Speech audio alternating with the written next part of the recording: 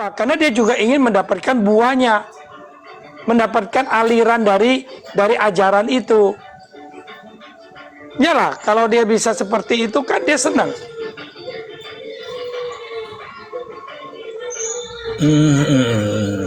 Loh Bang, ini kan ajarannya juga mereka mengajarkan tentang kebersihan. Ini saya pelajari ini. Jadi agama Islam itu adalah agama yang cinta pada kebersihan. Alah. Rasulullah itu sangat menganjurkan kepada umatnya untuk senantiasa menjaga kebersihan. Tapi kenapa itu sampai menstruasi pun disikat? Nah, turun haid pun disikat. Bang, dia pergi sholat aja masih nempel sperma dia di bajunya. Abang kalau pergi lihat itu ngajar kebersihan, Bang. Kamu kalau naik pesawat yang pergi ke Timur Tengah, itu toilet pesawat jorok kalau ada mereka. Itu bandara-bandara internasional, itu kalau ada mereka basah semua, jorok. Saya tahu Bang, karena saya sering berpergian. Kemudian kalau mereka lagi umroh atau haji, itu Mekah joroknya. Jorok sekali. Sampah, bekas makanan, bertaburan. Dan itu menunjukkan bahwa iman mereka dipertanyakan dari sebuah kelakuan itu sendiri kan? Ya, contohnya gini lah Bang. Di Indonesia katanya sentuh wanita kalau pergi gini-gini, mau sholat sentuh wanita batal wudhu lagi. Nah di sono asalnya loh Bang, semua mau cium itu Hajar Aswad, rogo-rogo, pegang-pegang, desak-desakan, nggak pakai celdam kan? Nggak pakai loh Bang. Nah dari belakang asik toh. Jangan-jangan Bang Hos kepingin pergi lagi nyamar. Jangan Bang Hos, saya sendiri juga kepingin itu. Iya kan? Terus Apa gitu loh. Satu lagi. Berarti kalau selama ini terjadi pelecehan seksual yang terjadi di pesantren-pesantren itu dimungkinkan ya karena ini ya. Ada ada ajarannya kan boleh Bang. Quratul Uyun. Gimana sejak Quratul kecil Uyun sudah. Ya ajaran itu ya Kama Sutra lah Bang. Kama Sutranya India. Enggak, maksud saya begini. Ini saya bicara tentang agak ilmiah dikit lah. Berdasarkan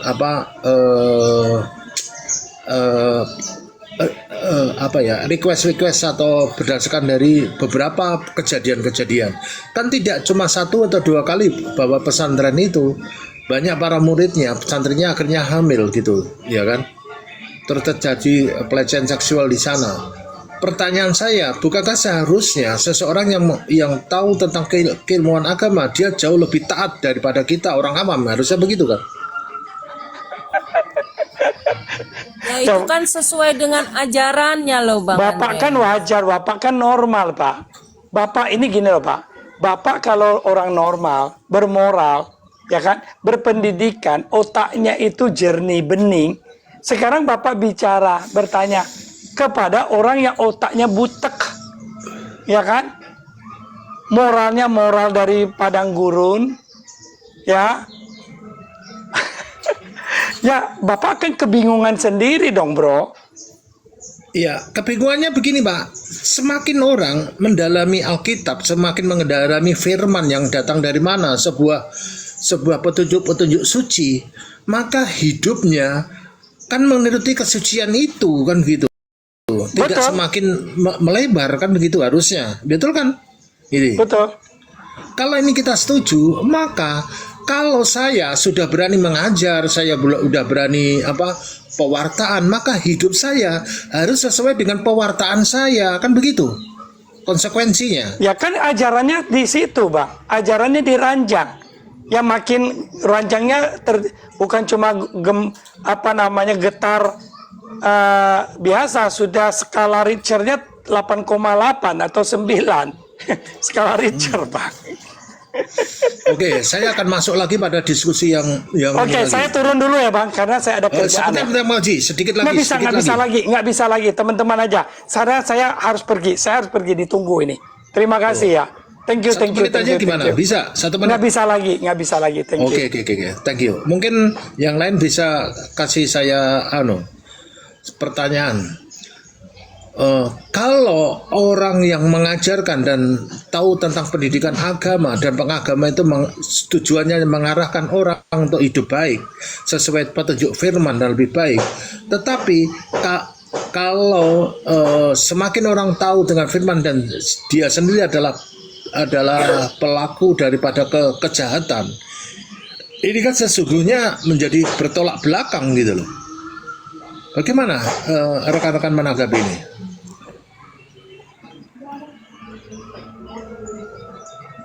Ya, silakan. Menjawab ya, boleh. Iya betul Bang Andres, tapi itu kan karena di ajarannya pun memperbolehkan begitu. Jadi ya mereka juga melakukan kan apa yang diperintahkan begitu Bang Andres.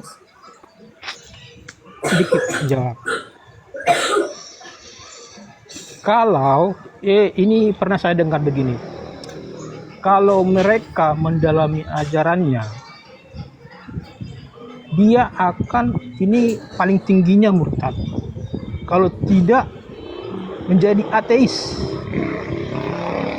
Kalau tidak melakukan hal dua itu, dia akan menjadikan itu alat pembenaran untuk dirinya. Ya, makanya banyak terjadi yang seperti Bang Andreas katakan tadi, terjadi di pesantren, ada pelecehan, ya, karena dia menerapkan ajaran itu. Ya, tapi bagi orang yang kritis seperti yang kita bahas tadi, moralitasnya, dia akan paling tidak dia itu jadi ateis, tidak mempercayai ajaran itu lagi, dan tertingginya dia akan murtad. Gitu. Karena memang sudah diajarkan mereka yang begitu. Pertanyaan saya selanjutnya. Ya. Bukankah ketika orang melakukan ini dia pengajaran seperti itu sekarang dengan era digital informasi yang terbuka ini, dan itu sesungguhnya sangat membahayakan dari ajaran itu sendiri gitu loh. Gimana ini soal ini? Memang sangat membahayakan. Tetapi setelah banyak yang kita dengar dan kita lihat selama ini kita diskusi, sekarang memang zaman sudah maju, tetapi mereka masih banyak yang tidak tahu apa yang mereka lakukan, apa yang mereka bacakan. Artinya mereka tidak tahu, Pak. Ya, justru kita ini, oten-oten ini, yang membacakan artinya seperti kepada mereka, makanya mereka bela mati-matian. Oke, soal bela mati-matian saya ikuti karena mereka mungkin ketidaktahuan dari pengajaran itu. Tetapi efek yang ditimbulkan akan terjadi kekeroposan dan kelumpuhan pada iman itu sendiri. Dan apakah mereka tidak menyadari bahwa dampaknya itu mereka semakin banyak dijahilin orang, semakin mereka tidak mempunyai pengikut-pengikutnya lagi, dan mulai ada suatu kebenaran yang itu muncul yang sepenuh-penuhnya gitu loh. Sekarang begini, kita bawakan ke iman kita Kristen ya. Apapun yang tertulis di dalam kitab kita itu pasti suatu kebenaran, betul tidak? Iya. Ya. Begitu juga mereka, apapun yang tertulis di kitab mereka itu bagi mereka sebuah kebenaran, walaupun itu bertentangan dengan di masyarakat sekarang. Contohnya tadi umur sekian menikahi sekian, ya kan? Itu kan salah satu contoh ya. Umur sekian melanggar norma dan hukum itu sekian. sendiri kan, Pak. Artinya orang akan melanggar norma dan hukum itu sendiri dari pengajaran itu kan. Tetapi menurut iman mereka itu suatu kebenaran. Begitu contoh tadi, umur sekian menikahi umur sekian. Sementara itu norma hukum di negara kita itu kan melanggar, ya kan? Tetapi bukan di negara kita aja loh, Pak. Tidak ada masalah. Bukan di negara kita aja. Para perlindungan terhadap anak-anak yang itu adalah penting gitu loh. Iya betul. UNICEF tapi sudah dalam iman mengatakan mereka itu tidak ada masalah kan ya Pak? Itu masalahnya. Nah, bagaimana kalau pengajaran dibangun di atas cacat hukum norma dan cacat logika tadi gitu loh. dari catat kebenaran. Apakah ini akan apa? Akan semakin kuat gitu. Bukankah kebenaran itu akhirnya menemukan jalannya sendiri gitu? Kalau ke Sebenarnya situ Islam, Bang, kita kalau sudah bisa lihat saya itu contohnya ya, di negara-negara yang menerapkan hukum tersebut, Pak. Ya, apakah mereka maju atau makin hancur, Pak? Iya, Syria hancur, Gitu maksud Turki. saya. Iya, negara-negara muslim memang sekarang mulai berantakan sih. Sebentar Bang, saya ada telepon ya, izin ya. ya halo halo.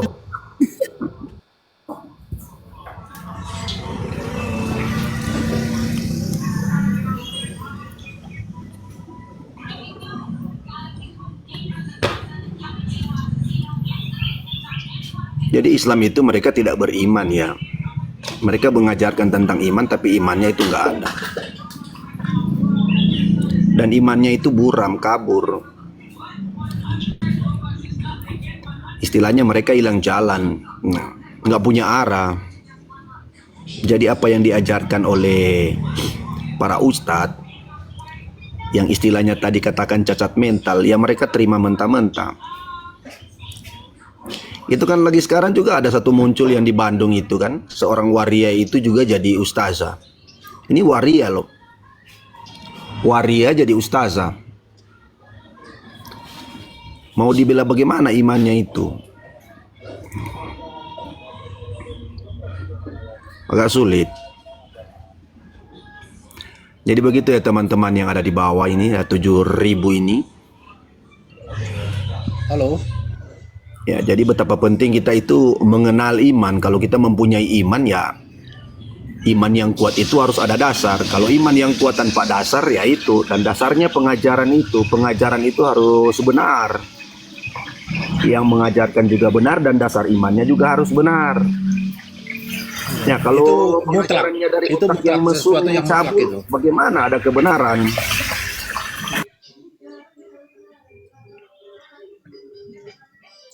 Ya, artinya sebetulnya kita akan menyayangi mereka gitu loh, supaya mereka itu tidak jatuh di dalam dosa gitu loh.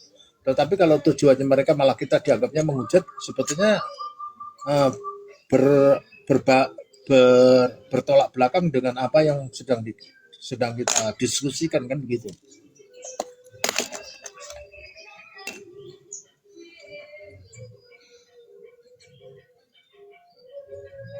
Iya, sejak kapan Islam sesuai dengan sejarah dunia, ya kan?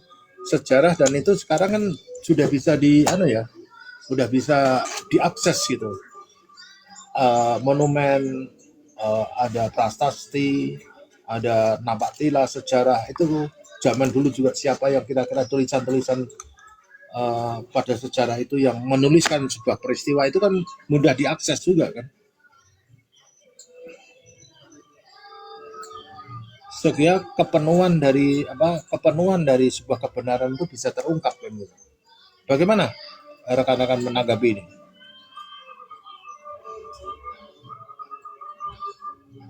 Host,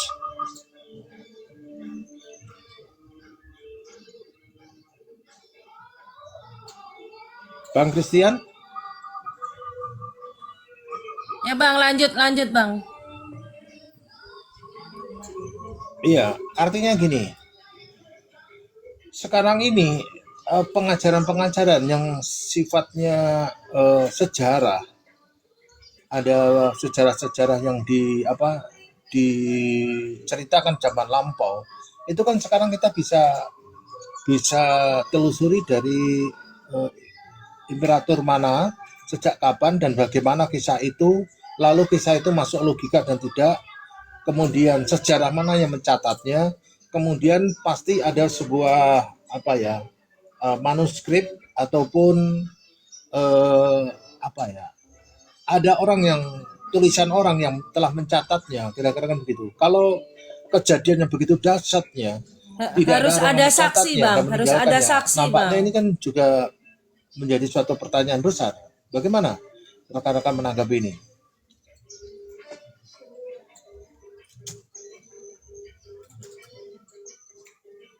Karena sejarah itu, Bang, sejarah ya. Sejarah yang tertulis oleh saksi harus bisa dikerjakan dikit suaranya, Mbak. dipertanggungjawabkan, Bang Andreas.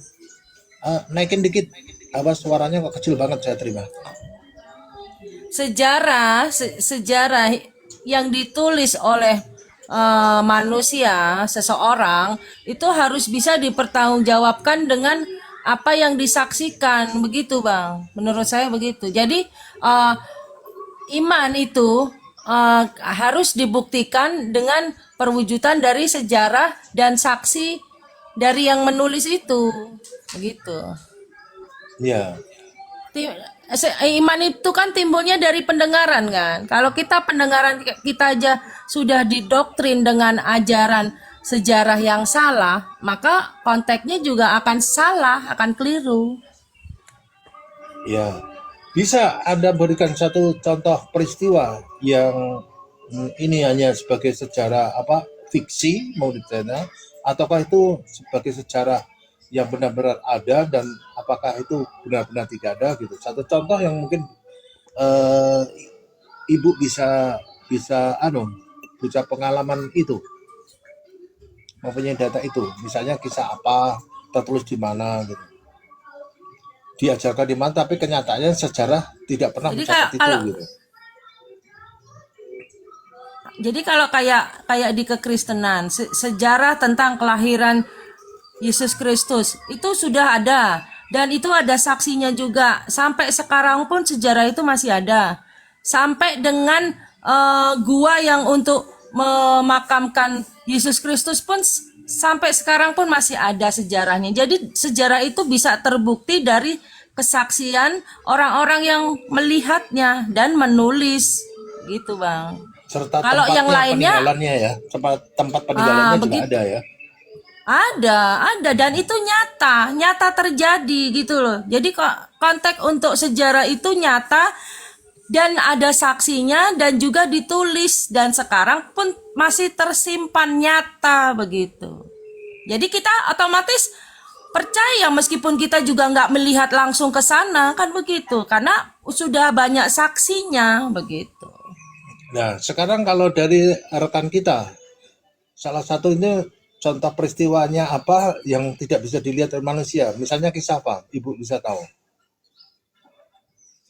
Ya kisah kematian Yesus itu kan juga Enggak, sudah. ini kan pengajaran kita yang Kristen final.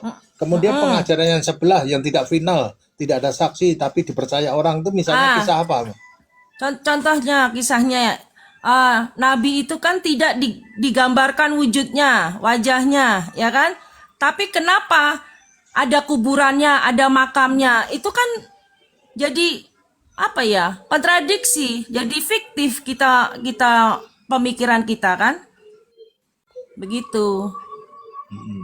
Salah satunya itu. Ada contoh yang lain, suatu peristiwa? Banyak contohnya, Pak. Salah satunya boleh. perang-perang besar, perang Badar, perang ini yang mereka sebutkan selama ini kan. Satu pun sejarah atau di luar keimanan mereka tidak ada yang mencatat itu. Ya, kalau kita logika berpikir, sebuah peristiwa besar terjadi, tetapi tidak ada yang mencatat, hanya mereka sendiri yang mencatat. Ya, apakah pihak yang pihak berperang itu cuma satu? Tentu tidak. Ya. Kalau berperang pasti ada dua pihak paling tidak ya. Iya, Ya kan? baik yang kalah maupun Tetapi yang menang. pihak yang lain tidak ada yang mencatat itu. Nah, Atau dari situ kita berpikir. sejarawan mana yang kira-kira mencatatnya kan mestinya ada kan gitu. Iya, Atau mungkin nampak tilasnya ada nggak iya sih, Pak? tidak ada, cuma mereka yang mencatat. Padahal itu, Atau mungkin nampak tilasnya kan Gimana, Pak? biasanya ada di peristiwa di sini nampak tilasnya ini bekas perangnya ini kan gitu. tidak ada yang mencatat, Nggak Pak. pernah Cuma ada, mereka Pak. aja yang mencatat, tidak ada. Nggak pernah ada. Bahkan Pak Andreas, Nabi ketika lahir yang namanya kota Mekah itu belum ada Pak pada tahun yang disebutkan.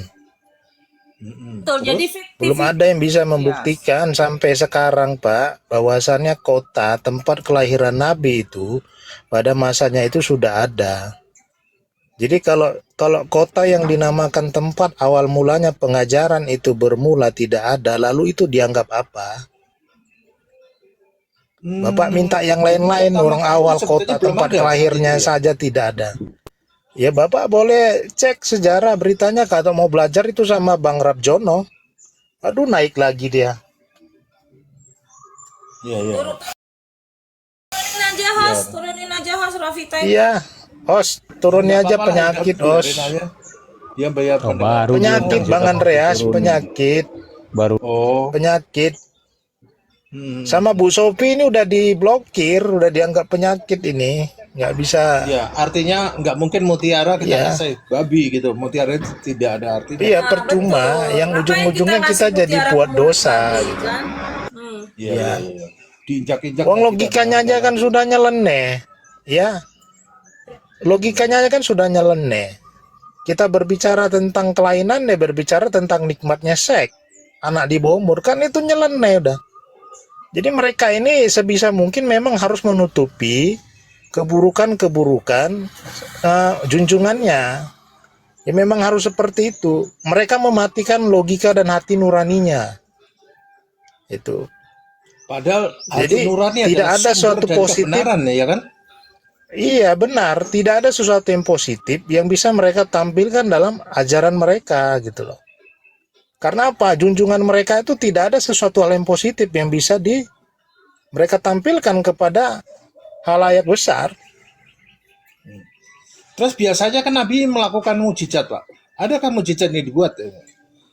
Supaya Tidak ada Orang dibilang mujizat. nggak ada, Tidak ada. Pak. Tidak ada mukjizat dari dia, tidak ada bang. Pak Andreas, kan sudah saya bilang kota tempat kelahiran nabinya sendiri itu tidak ada pada masa itu diceritakan. Ngomong apanya mujizat?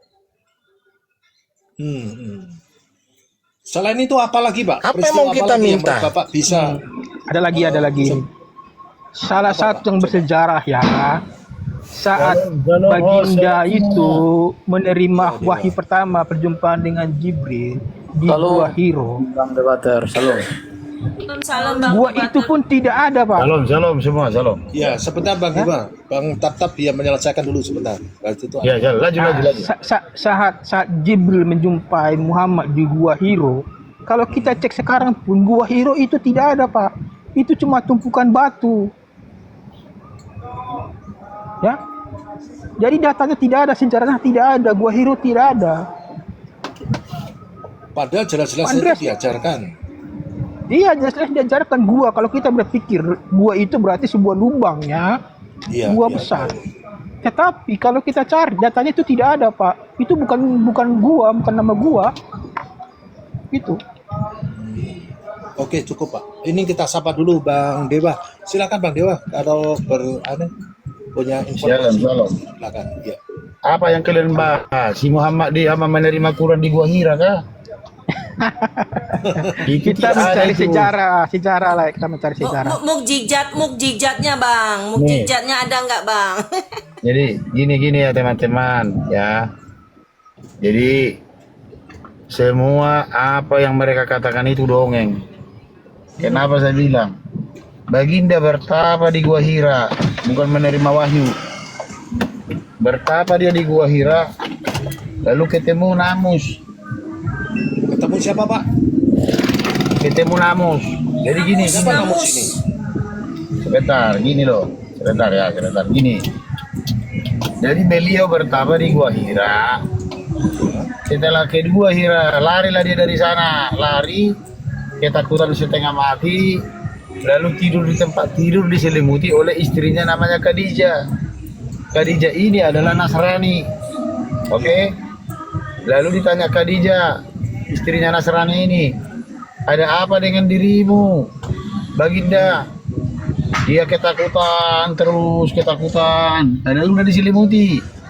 Kalau kedinginan diselimuti kau udah panas. Ini ketakutan sama kedinginan beda. Iya. Gemetar katanya, dikatakan di sini gemetar. Lalu dipanggilkanlah seorang pendeta, namanya pendeta Waraka bin Nawfal. Waraka bin Nawfal itu pamannya si Khadijah, istrinya Baginda. Oh ya. Pendeta Nasrani. Ditanya, apa sih sebenarnya yang terjadi dalam dirimu? diceritakanlah pengalamannya yang ada di Gua Hira itu. Ternyata ya dia ketemu sosok yang menyeramkan, ya itu yang disebut namus dan jin. Lalu dibilang, si Waraka, kalau itu Tuhan atau malaikat, tidak mungkin kau gemetar-gemetar ketakutan. Kalau kita bertemu Tuhan kan suka cita toh, damai gitu loh. Setiap orang bertemu Tuhan gak ada yang jadi ketakutan, pasti damai. Nah orang ini ya ketemu, baru dikasih tahu sama si Waraka bin Nopal, yang kau lihat itu dari ceritamu ini, bahwa itu adalah namus. Yang kau temu di Gua Hira itu namus. Namus itu bahasa Arab. Namus itu artinya setan, syaitan, jin. Makanya kalau kita lihat di Al-Quran, ya baginda Rasulullah menyembah Allah SWT, subhanahu wa ta'ala. Lalu ya dia melaksanakan sholat, si baginda menyalakan sholat kepada Allah SWT, lalu dibilang jin-jin itu datang mengerumuninya. Kenapa ketika dia berhadapan dengan Allah SWT yang datang jin mengerumuninya? Mengerumuninya maksudnya berbondong-bondong datang untuk baginda. Jadi artinya begini Pak, mengerumuninya, iya mengerumun. Jadi begini, kalau memang Al-Quran itu benar, coba dulu logika kalian. Tidak ada Allah yang memasukkan manusia ke surga. Kalau ada Allah atau agama mengatakan memasukkan manusia ke neraka, itu namanya setan. Yesus mengatakan Yohanes 3:16, karena begitu besar kasih Allah kan dunia ini, Dia mengaruniakan anak yang tunggal Yesus. Kenapa dikaruniakan? Supaya setiap orang percaya ke anaknya ini tidak binasa, tidak masuk neraka, melainkan beroleh hidup kekal di surga. Artinya, Yesus menginginkan semua orang tidak masuk neraka, tapi semua ingin masuk surga hidup kekal. Itulah Tuhan. Jadi Tuhan itu ingin manusia masuk surga semua. Kalau di dalam Al-Quran, Maryam 71, tidak seorang pun yang tidak mendatangi neraka, ya, itu ditentukan dan ditetapkan Allah Subhanahu wa ta'ala. Jadi mereka ditetapkan, ditentukan untuk masuk neraka. Itu yang pertama. Nah, kalau mereka ditentukan masuk neraka, katanya 5 rukun Islam itu, kalau mereka melakukan 5 rukun Islam, apa itu 5 rukun Islam? Yang pertama syahadat, yang kedua sholat, ketiga berzakat, bagi-bagi sembako, bagi-bagi duit, yang keempat puasa, yang kelima naik haji. Katanya kalau mereka melakukan 5 rukun Islam baru masuk surga. Kenyataannya, orang yang melakukan 5 rukun Islam dengan orang yang tidak melakukan rukun Islam sama-sama dimasukkan neraka. Maka ayat ini mengatakan Maryam 71, tidak seorang pun di antara kamu, sama kamu itu umatnya baginda Rasulullah, maksudnya umat muslim, yang tidak mendatangi neraka, berarti semua umat muslim harus masuk ke neraka. Nah pertanyaannya, kalau sudah semua harus wajib masuk neraka, ngapain kalian sembahyang? Ngapain kalian berzakat? Ngapain kalian ngabis-ngabisin duit? Ya, anggaran negara ratusan triliun untuk pergi ke Ka'bah sana, sembah-sembah batu dan cium batu. Toh nggak ada selamat kalian gitu loh. Artinya di sini bahwa seseorang masuk surga itu tidak mungkin diupayakan atas diri manusia itu sendiri, kan perlu namanya juru selamat, kan begitu kira-kira. Betul Bang. Jadi apa bedanya kita dengan muslim? Ini saya kasih tahu kita. Bedanya kita dari muslim, kita orang Kristen itu ada penebus. Contoh ini, saya kasih contoh sederhana. 2 contoh ya. Contoh penebusan di dalam Kristen dengan penebusan di dalam Islam. Misalnya Bang Andreas ini, Pak Andreas ini berutanglah 500 juta karena kalah main judi online. 500 juta. Kalau kau tidak bayar Pak, utang, bukan 500 Pak, 550 ya tepatnya. Nah ini contoh nih Bang, contoh 500 juta ini kan. Jika si Bang Andreas tidak membayar utangmu 500 juta, maka dia harus ditembak mati. Lalu aku datang Bang, temanmu. Aku pingin kau tidak mati, aku pingin abang selamat, aku pingin abang bertobat. Ya kan? Aku bawalah uang 500 juta. Dalam 10 menit kau ditembak mati. Sebelum 10 menit aku datang, aku bawa duitnya ini. Kukatakan kepada hakim, bebaskan dia Pak Andreas itu. Saya tidak mau dia mati. Semua utangnya saya lunasi, saya tebus. Itulah yang disebut penebusan, Bang. Jadi abang tidak perlu membayar penebusan yang ku tebus. Tidak perlu mencicil kepada saya, nggak usah. Itu dari inisiatif saya, ingin abang selamat. Saya beri dengan cuma-cuma utangmu. Itulah penebusan, Bang. Artinya, kita ini sudah berutang nyawa.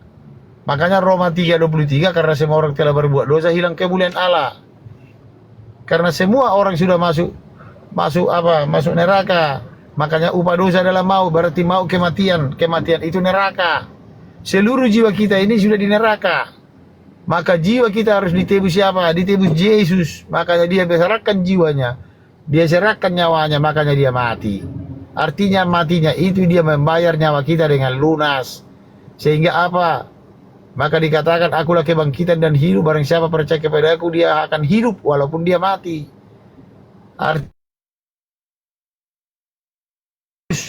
Makanya kita bebas, kita selamat karena ada penebus. Itulah ilustrasi. Jadi kami ditebus orang Kristen karena apa? Bukan perbuatan baik kami, bukan karena berbuat amal dan lain sebagainya, tapi karena ada orang menebus kami. Tidak mungkin dengan berbuat baik. Babang Andreas ini ya bisa selamat, tapi karena ada yang menebus tadi, menebus utangnya, makanya dia selamat. Itulah contoh kekristenan, contoh Islam ini sekarang. Coba dulu Pak Andreas konsentrasi, saya tanya. Pak Andreas ini kan dihukum karena melakukan kejahatan 10 tahun. Lalu Pak Andreas ini di dalam penjara berbuat baik. Diberikanlah duit ke semua orang-orang yang ada di penjara 1.000 lebih. Dikasih nasi kotak tiap pagi. Dikasih duit 100-100 berbuat baik dia di dalam penjara. Lalu ada temannya menelepon, "Oi Pak Andreas, aku ingin bangun biara, Pak Andreas, tolong aku beri dana." Sehingga biara dibangun. "Oh Pak Andreas, aku mau bangun gereja." Ditransfer uang, dibangun gereja. "Oh Pak Andreas, aku ingin bangun masjid." Dibangun masjid. Berarti Pak Andreas ini perbuatan baiknya luar biasa. Dibangunnya masjid, dibangunnya biara, dibangunnya gereja. Bahkan orang-orang penjara pun dia berbuat baik, dikasihnya nasi kotak tiap hari. Pertanyaanku Bang Andreas, bisa enggak ketika kau kasih nasi kotak di dalam penjara, bisakah hukumanmu 10 tahun itu membebaskan engkau ketika kau kasih nasi kotak kepada orang-orang di dalam penjara, berbuat baik dalam penjara? Coba dijawab Abang. Bisakah perbuatan baikmu menyelamatkan kau, membebaskan hukumanmu oleh karena kau melakukan perbuatan baik? Silakan Bang dijawab. Tentu tidak kan? Jadi perbuatan baikmu tidak mempengaruhi hukumanmu. Itu loh. Sehingga ketika kau berbuat baik, kan berbuat baik kepada orang, tapi tidak pengaruh hukumanmu. Mau kau kasih makan tiap hari, 1 hari 3 kali orang-orang dalam penjara, tidak ada hubungannya perbuatan baikmu itu dengan hukumanmu. Itulah artinya perbuatan baik itu tidak menyelamatkan. Makanya Alkitab mengatakan perbuatan baik manusia seperti kain kotor. Tahu kain kotor? Jadi kalau kain kotor itu di laundry, dicuci, tetap ada nodanya, tidak bisa bersih. Ya, tapi Yesus tidak memberi kain kotor, tapi dia memberi kain yang baru. Itulah dia memberi hidup baru, jubah baru. Ya, jadi itulah kawan-kawan bedanya. Nah, Pak Andreas ini tidak bisa berbuat baik bebas dari hukuman ketika dia berbuat baik dalam penjara. Tetapi Pak Andreas bisa keluar dari penjara jika saya menebusnya. Apa caranya? Aku datangi hakim, saya tebus dia, saya bayar semua dosa-dosanya. Ya, saya tebus semua syarat-syarat untuk dia bisa keluar dari penjara. Maka saya datang kepada hakim, kepada orang hukum, bebaskan abangku, bapak si Andreas ini, saudaraku ini. Saya akan menebus dia, keluarkan dia dari penjara. Mari, penjara itu kan ada penebusan Bang, ditebus. Setelah ditebus, baru Pak Andreas ini bisa keluar. Jadi tanpa penebusan tidak ada orang bisa keluar dari penjara. Tanpa penebusan juga tidak ada manusia selamat dengan perbuatan baik apapun, karena ada yang menebus kita.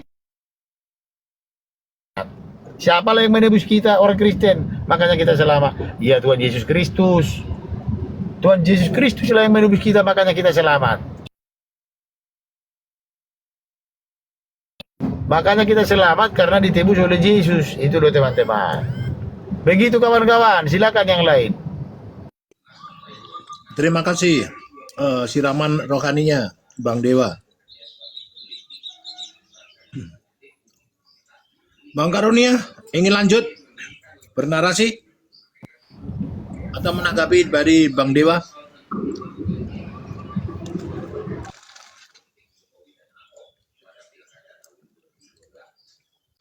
Ya host, bagaimana host? Tanggapannya? Hostnya lagi ngopi kali Pak, nyari kopi dia. Bang Dewa Ubal. Iya, ya Bang, siap. Ya Bang, gimana Bang, gimana? Ada yang mau ditanya, mau disampaikan, mau dinarasikan, silakan teman-teman.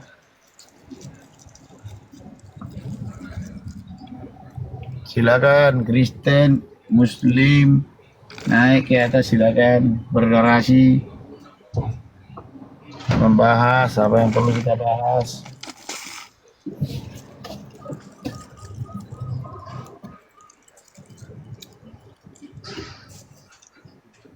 Halo. Satu pertanyaan besar lagi, Bang. Silakan Bang, silakan. Kalau gitu analisa saya benar atau tidak menurut Abang? Saya katakan Apa itu?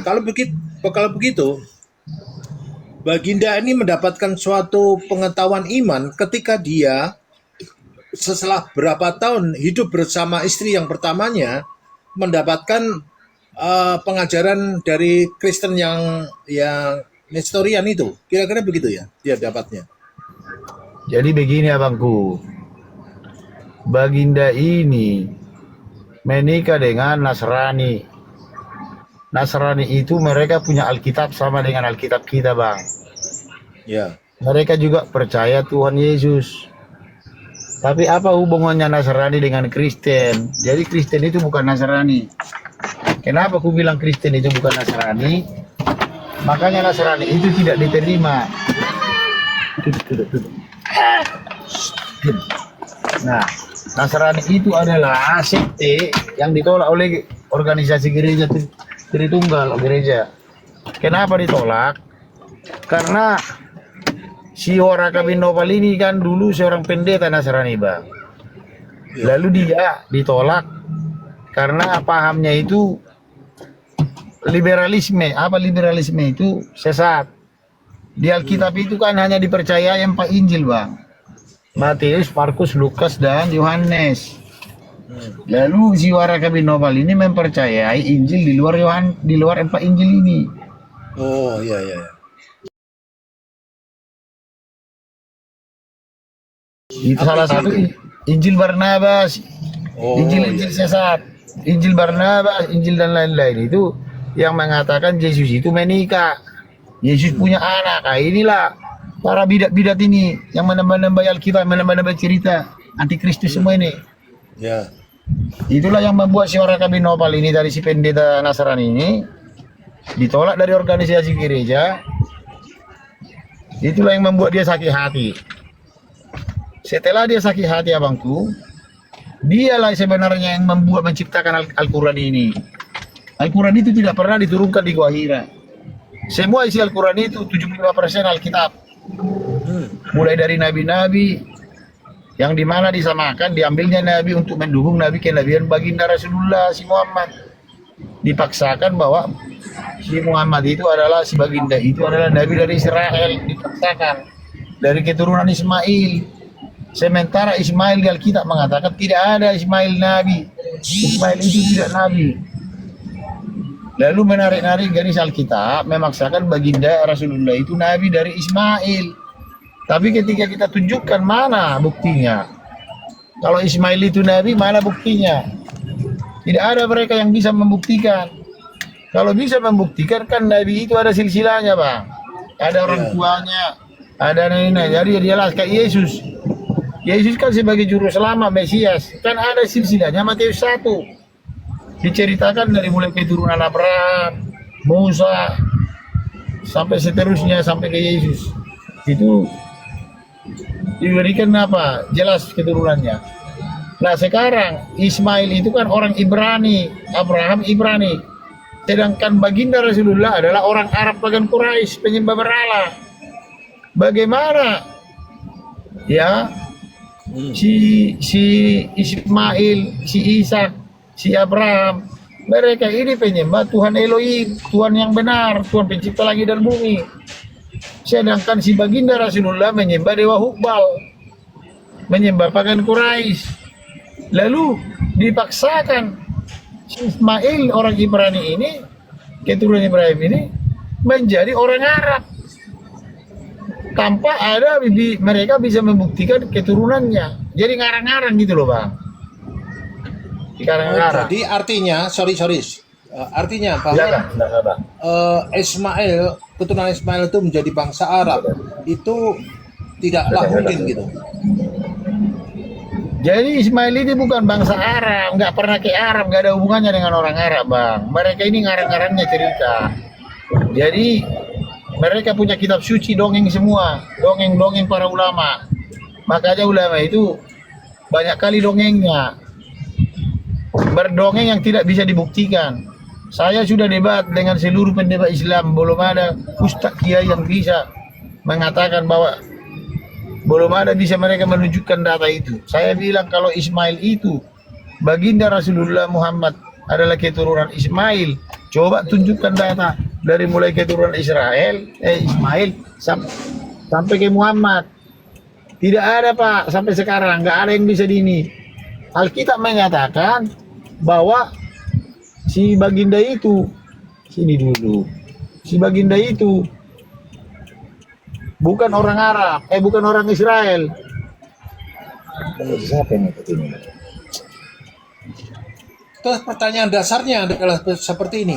Kalau tadi kita lihat, jadi baginda ini mendapatkan pengajaran itu dari seorang pendeta, tapi pendeta Nestorian yang tidak yang mengakui beberapa Injil yang salah tadi, sehingga keilmuannya yang didapat jadi salah begitu ya. Nah, jadi gini bang Pu, si pendeta tadi si Warakabi Novel ini yang tahu Alkitab kan cuma dia, karena dia pendeta, Alkitabnya sama dengan kita. Sekarang abang mikirlah, orang Arab masa tahu Alkitab, logikanya berpikir, yang tahu Alkitab ya pendeta lah, ya pendeta yang tiap hari baca Alkitab tahu ceritanya. Diambilnya lah 75%, diangkatnya lah baginda Rasulullah ini menjadi nabi.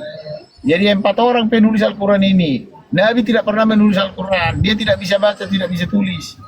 Sekarang pertanyaan gini loh bang, mereka mengatakan bahwa baginda Rasulullah menerima Al-Quran di Gua Hira. Kalau menerima Al-Quran di Gua Hira, siapa saksinya? Nggak ada, nggak bisa dibuktikan.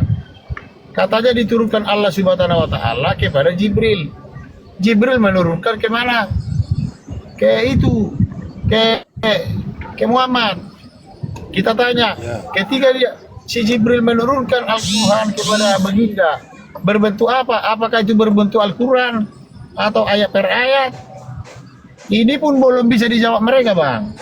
Ada yang mereka mengatakan itu berbentuk langsung kitab Al-Quran. Nah kalau itu adalah langsung kitab Al-Quran, sementara Al-Quran itu dibuat kitab Al-Quran tahun 1924. Baru terjadi namanya Al-Quran. Sorry. Tahun 1924 dibukukannya. 24 masih baru Al-Quran mereka dibuat, diklik jadi satu buku kayak kitab Bibel gitu ya. Ya, dikanonkan lah istilahnya ya. Dikanonkan baru 1924. Sementara cerita Al-Quran diturunkan berupa buku Al-Quran. Kan coba dulu bang, kalau diturunkan berupa buku Al-Quran, kenapa masih baru dikanonkan di tahun 1924? Itu satu bang. Kedua, isi daripada Al-Quran itu aslinya bang, cuma 2 lembar. Aslinya bisa berapa? jadi Sorry diulang. 2 lembar. Asli Al-Quran itu 2 lembar. Aslinya. Oh iya. Manuskripnya bang, 2 lembar. Lalu kenapa yang 2 lembar ini bisa jadi 666 lembar? 666 itu kan antikristus bang. Iya. Jadi berkalian tahu, 666.000 ayat per ayat. Itu satu. Kedua, belum bisa dibuktikan, Bang. Apakah baginda itu menerima Al-Quran utuh? Pelin-pelan masih, Bang. Pelin-pelannya itu tadi. Ada yang mengatakan utuh Al-Quran padahal 1924 masih baru dibuat di kanon Al-Quran. Ya kan? Yang kedua, mereka juga mengatakan ketika kita tanya bagaimana dia si Jibril memberikan Al-Quran itu kepada baginda Rasulullah, apakah itu langsung Al-Quran atau berupa ayat? Dia bilang apa, Bang? Ayat per ayat. Oke, kalau ayat per ayat, sekarang logikanya, Bang, jadi berunsur-unsur katanya.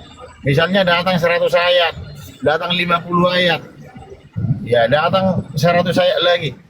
Ya kan? Sekarang pertanyaannya, Bang, bagaimana Abang tidak bisa membaca, tidak bisa menulis, lalu diturunkan Abang surat? Bisa enggak Abang menghafal sesuatu yang Abang tidak tahu tulis dan baca? Logika enggak, Abang? Bisa enggak menghafal? Membaca saja tidak bisa, bagaimana lagi menghafal? Coba logikamu, Bang. Masuk akal tidak, Bang? Ya.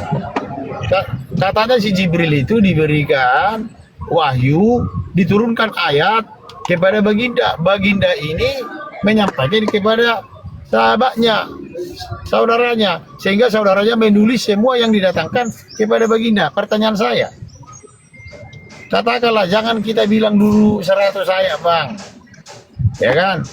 Kita ngomonglah dulu 20 ayat, ya kan? 20 ayat. Bagaimana saya, Bang, bisa menghafal, jangankan 20 ayat, 2 ayat lah, 2 ayat. Bagaimana aku bisa menghafal 2 ayat, oh aku nggak tahu membaca dan menulis, Bang?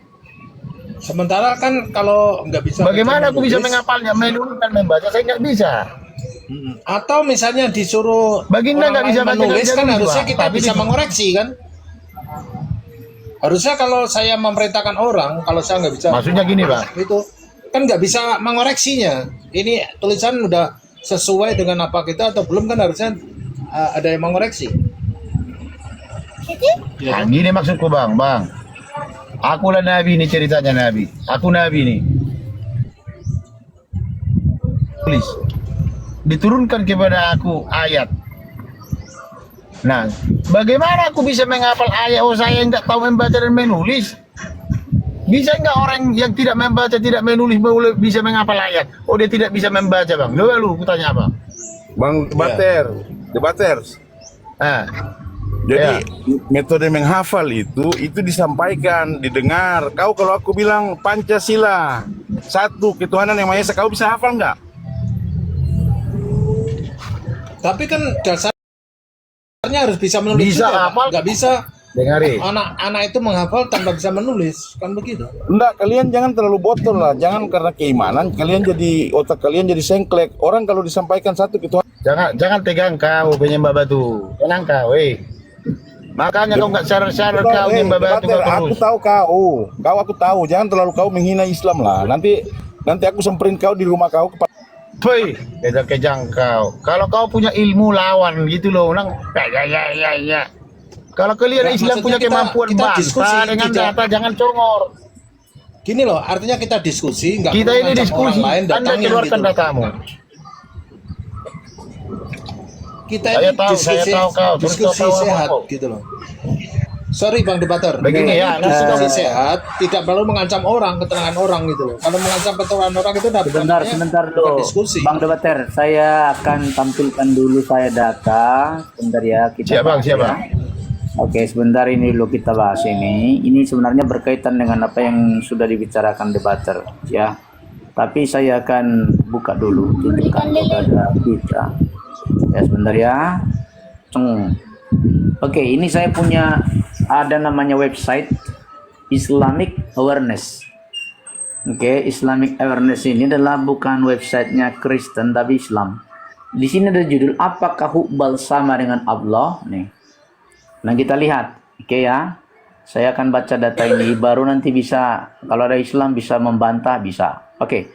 Oke, di sini langsung saja hubal sama dengan Allah. Sebuah investigasi rinci. Nih ya, ini masih kalimatannya. Suku Quraisy memiliki beberapa berhala ya di dalam dan di sekitar Ka'bah. Yang terbesar di antaranya adalah Hubal. Patungnya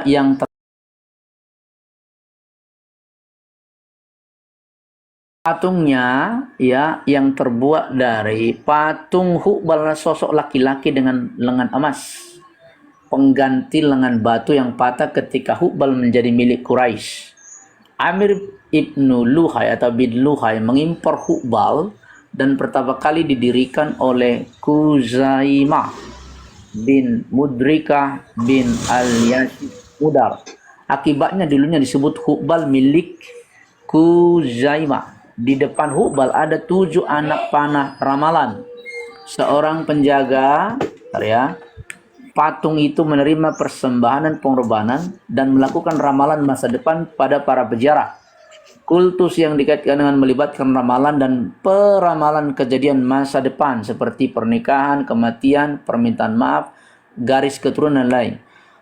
Abdul Al-Muthalib, kakek Nabi Muhammad, amat mengocok anak panah ramalan untuk mengetahui siapa di antara 10 anaknya yang harus dikorbankan untuk memenuhi sumpahnya. Anak panah itu menunjukkan keputusannya Abdullah, ayah Muhammad.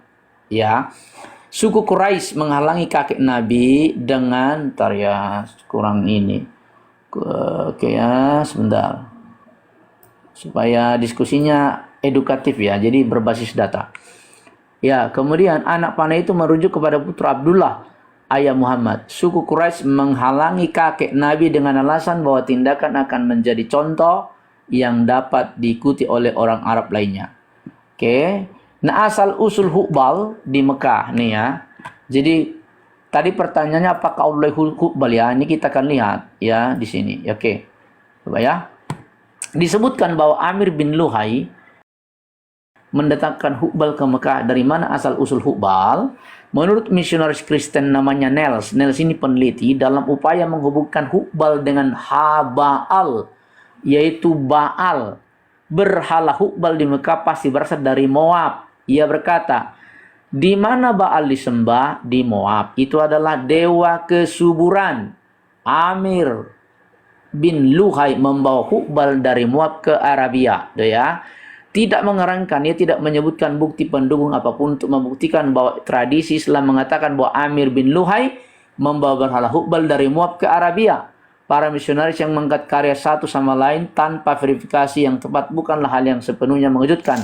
Namun misionaris lain mengangkat klaim Nels tentang asal-usul berhala Hubal di Mekah dari Moab hanya untuk menyajikan kutipan dari sejarah Arab Hiti yang mengatakan bahwa Amir bin Luhai mengimpor berhala Hubal dari Moab atau Mesopotamia. Ya. Lalu kemudian kita lanjut lagi. Ya, kita baca nanti bisa dibantah ya. Oke. Dan demikian jelas menimbulkan ketidakpastian asal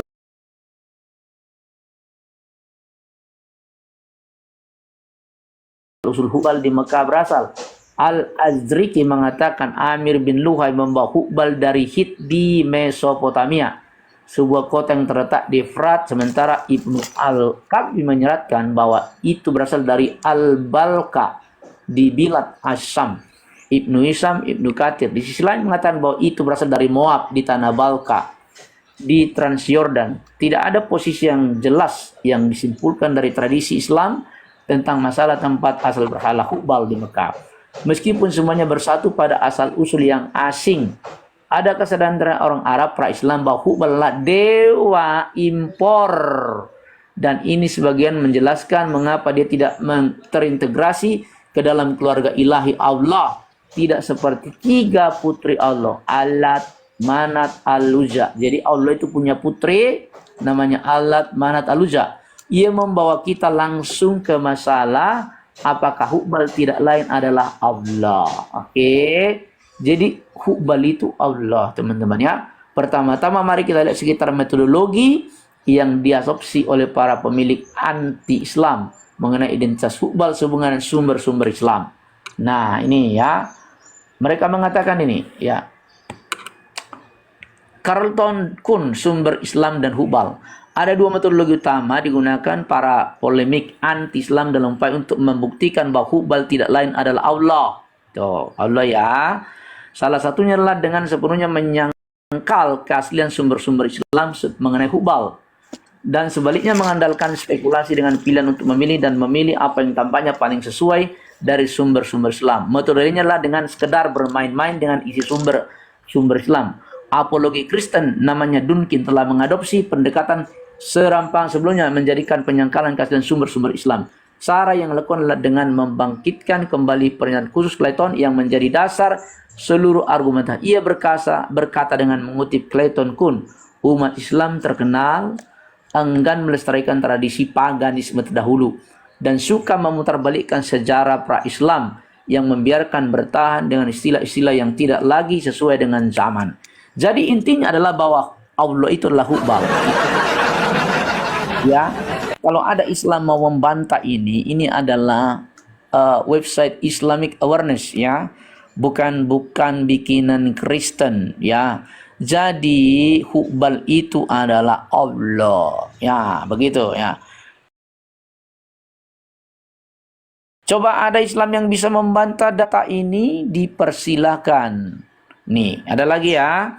Hubal dan putra-putri Allah. Nah, Allat, Al-Uzza dan Manat, 3 dewi perempuan dari Arabia pra-Islam disebutkan dalam Al-Quran. Pengecualian penting untuk ini adalah hubal, yang banyak dianggap sebagai tokoh sentral dalam hierarki dewa-dewi Arab. Mengapa hubal? Mengingat dia adalah tokoh terkemuka dalam jajaran dewa dan dewi. Tidak disebutkan dalam Al-Quran. Pertanyaan ini sendiri telah menimbulkan lebih banyak pertanyaan, menyebabkan banyak orientalis untuk memanjakan diri dalam spekulasi tanpa syarat. Mungkin sarjana pertama yang menyarankan bahwa hubal awalnya adalah nama diri Allah di Mekah adalah orientalis Jerman namanya Julius Wellhausen. Hipotesisnya didasarkan pada bukti tidak langsung dan argumentum silentio. Wellhausen mencatat bahwa Allah selalu merupakan nama diri dalam sumber-sumber Arab dan bukan kata benda. Menurutnya Allah adalah gelar yang digunakan dalam setiap suku untuk menyebut dewa sukunya, alih-alih nama dirinya yang sebenarnya, dan bahwa Allah menjadi pengganti Islam untuk nama berhala apapun. Jadi Allah itu hubal Allah itu di sini ya. Coba ada yang bisa membantah. Nah, diskusi begitu teman-teman ya, supaya dialognya ataupun diskusinya mengedukasi. Jadi kita harus buka data, kita paparkan. Nanti biar ada Islam yang bantah. Begitu ya. Sebentar Pak Andreas, coba di-mute dulu Pak ya, biar enggak double. Nah, Wellhausen berpendapat bahwa selain keberadaan hubal yang diketahui di Ka'bah, tidak ada polemik dalam Al-Quran yang menentangnya. Tuh, nggak ada yang menentang tuh ya. Dengan kata lain, meskipun Al-Quran mencela Allat, Al-Manat, Al-Uzza yang oleh orang Arab dengan pagan disebut sebagai putri-putri Allah, Al-Quran tidak menyerang kultus hubal. Meskipun argumen seperti ini dapat diterapkan pada berhala pagan manapun yang disebutkan dalam Al-Quran, seperti ya kan, Dulkala, Dulsahara, argumentum silentio Wellhausen menjadi seruan bagi para misionaris dan apologis untuk mengklaim bahwa hubal tidak lain adalah Allah. Jadi Bang Debater, Bang Dewa, memang Islam ini ya Allah itu adalah dewa, penyembah berhala ya. Kalau Anda tidak mau bantah, ya berarti Bang benar. Kalau mau bantah silakan tunjukkan data lain untuk membantah. Ya. Coba.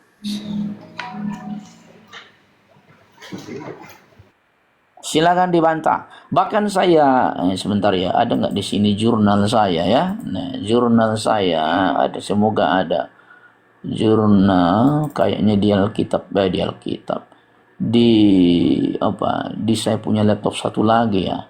Di situ dijelaskan ya, sebentar ya, coba lihat dulu. Jurnal. Wah, ini oke, ada kayaknya. Ya nih coba. Ini kita lihat. Saya punya jurnal juga nih. Ya, saya baca lagi. Eksistensi paganisme. Menurut Watt, ya kita ini ganti tema ya supaya bisa. Oke. Ini lebih edukatif lah. Oke ya.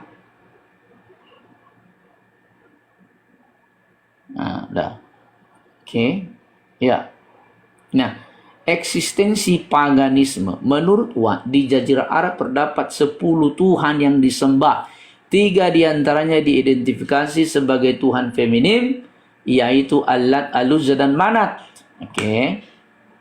Ini jurnal teman-teman ya, bukan kaleng-kaleng ini ya. Coba ya, saya tunjukkan kepada Anda judulnya jurnal ini ya. Ini sistem kepercayaan paganisme masyarakat Arab pra-Islam, ditulis oleh Rizka Damayanti Elia Roza, pasca sarjana Universitas Islam Negeri Sultan Syarif ya Kasim. Nah, jadi bukan ecek-ecek ini. Ini ilmiah ya teman-teman ya. Jadi kita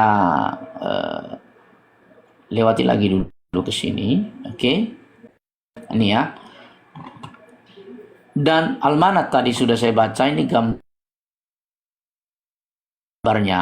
Oke, patung Trinitas. Ini patung Trinitas Islam ya, Manat, Al-Lata, dan Al-Uzza. Nah, ini Trinitas. Jadi ada patung Trinitas juga di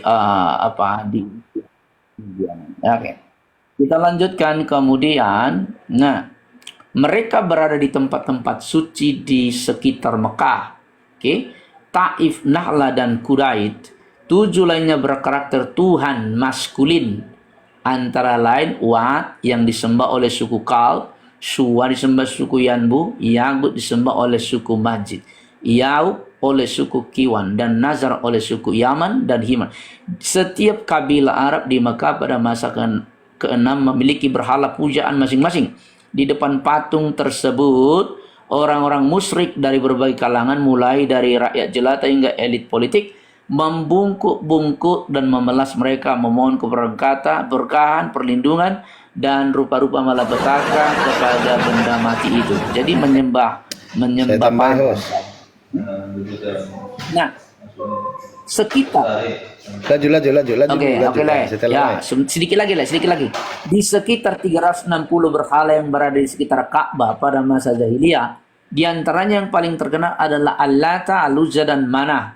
Eksistensi ketiganya disinggung dalam Al-Quran, yakni pada surah An-Najm 19:20. Berikut akan dijelaskan ketiga berhala dari ya Al-Lata. Al-Lata itu siapa? Al-Lata itu adalah dewi perang ya. Itu dewi perang. Oke. Kemudian dilewati aja biar nanti debat lanjutin. Al-Uzza disembah mayoritas kaum pagan dari suku Bani Ghafan di Wakinal, tempatnya sebelum timur Mekah. Namun masyarakat Quraisy dan Tasib juga ikut mensucikannya. Oke. Lalu ada satu lagi Manat. Manat sendiri disembah oleh kabilah Al-Aus dan Al-Qaraj yang bermukim di Yasrib. Manat secara etimologi menentukan suatu takdir. Jadi Manat adalah dewi nasib dan takdir. Nah, itu ya, kawan-kawan. Oke. Lalu kemudian, nah di sini nih, dengan menjadi penyembah berhala, mereka tidak lantas menafikan eksistensi Allah SWT. Bagi orang-orang musyrik ini, Allah ada. Namun mereka menganggap bahwa seseorang berhendak menyembah kepadanya mesti melalui berhala sebagai perantara. Ada 2 skema hubungan Allah dengan Trinitas dalam keyakinan paganisme. Satu nih, di sini Hubal ini ya, Allah Al-Uzza menurut masyarakat yang penganut paganisme menganggap ketiga dewa itu adalah putra-putri Allah. Jadi Allah punya putra-putri. Sedangkan Hubal merupakan menantu Allah yang menikah dengan Manat. Maka Hubal adalah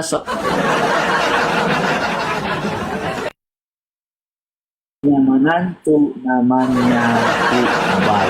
Ya, demikian saudara-saudara. Debater silakan dilanjutkan. Iya. Ya, silakan. Jadi abang tadi Bang Hos ini sudah menerangkan secara Ka'bah itu ya.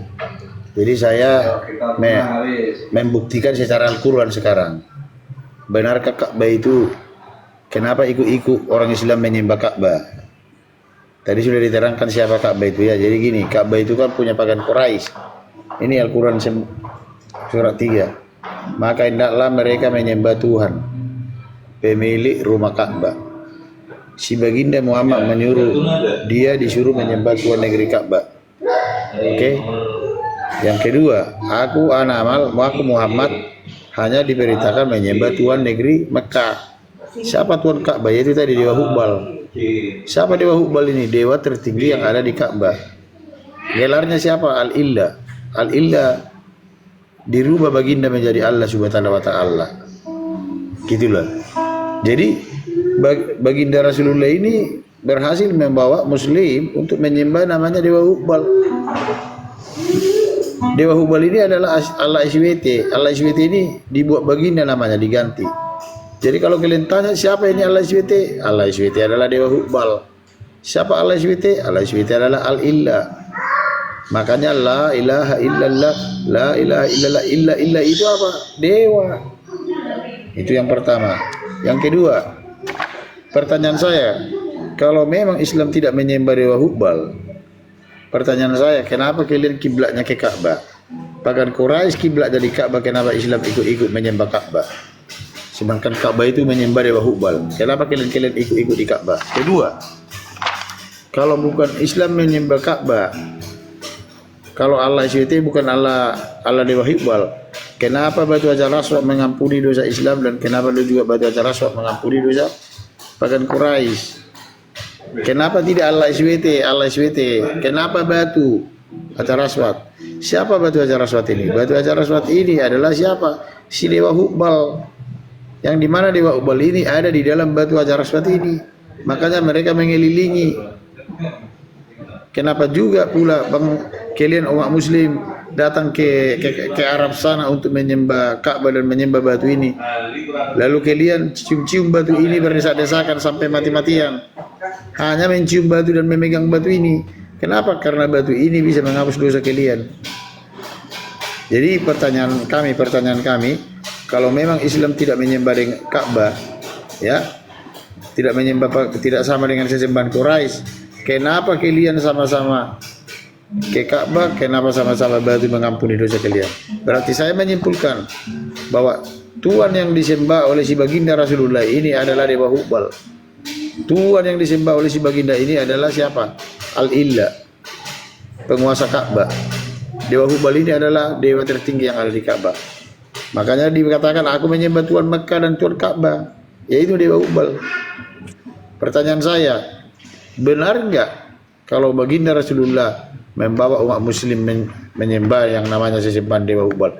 Kalau tidak benar, kalian datang bantah data saya. Silakan.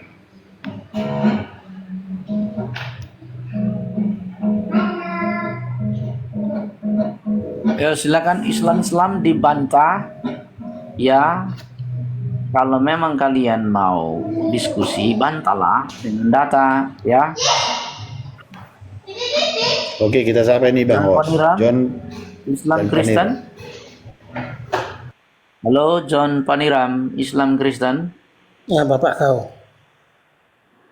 Halo. Islam Kristen John Paniram.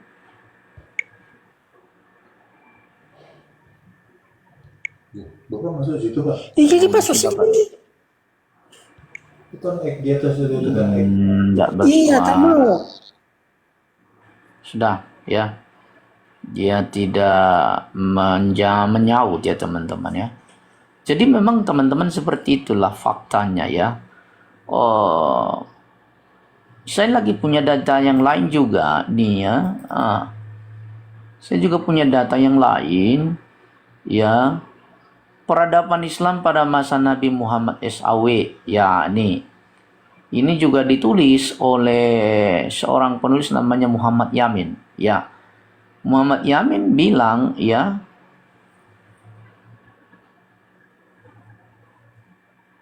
nih dikatakan nih, Islam ini sebentar ya. Ini oke. Ya, coba ini saya baca lagi ya. Jadi Host, besar host, biar lihat. oke, nih. Sebentar ya. Supaya Islamnya datang ya, kita harus mainkan. Islam yang diwahyukan kepada Nabi Muhammad SAW telah membawa bangsa Arab yang semula terbelakang, bodoh, tidak beradab, dan tidak terkenal, dan diabaikan oleh bangsa lain menjadi bangsa yang maju. Ini bohong ya. Ini bohong ya.